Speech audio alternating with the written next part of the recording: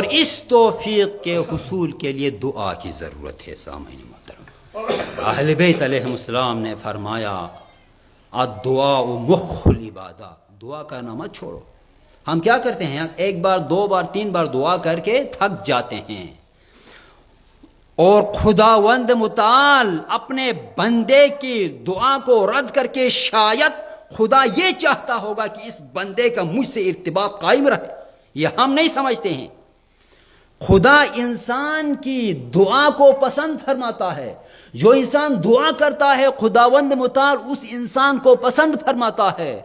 جب دعا قبول نہیں ہوتی ہے تو ہم کہتے ہیں ہماری دعا قبول نہیں ہوتی ہے، ہم چھوڑ دیں. نہیں، ہو سکتا ہے خدا یہ چاہتا ہو کہ تمہاری دعا رد کر کے ہمیشہ تمہیں پروردگار اپنے ساتھ ارتباط کو قائم کرنا چاہتا ہو، مگر ہم نہیں سمجھتے ہیں. محترم، الدعاء مخ العبادہ، دعا عبادت کا محض ہے، دعا عبادت کی اصل ہے.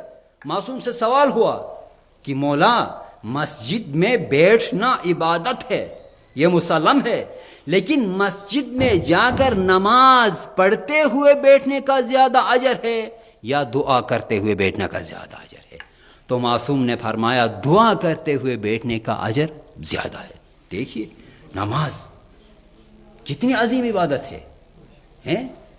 جب نماز قبول ہو تو سب عبادات قبول ہوتی ہیں. قبل ما سواہا وردت رد ما سواہا، لیکن پھر بھی نماز اتنا اہم ہونے کے باوجود مسجد میں دعا کرتے ہوئے بیٹھنے کا اجر بہت زیادہ ہے.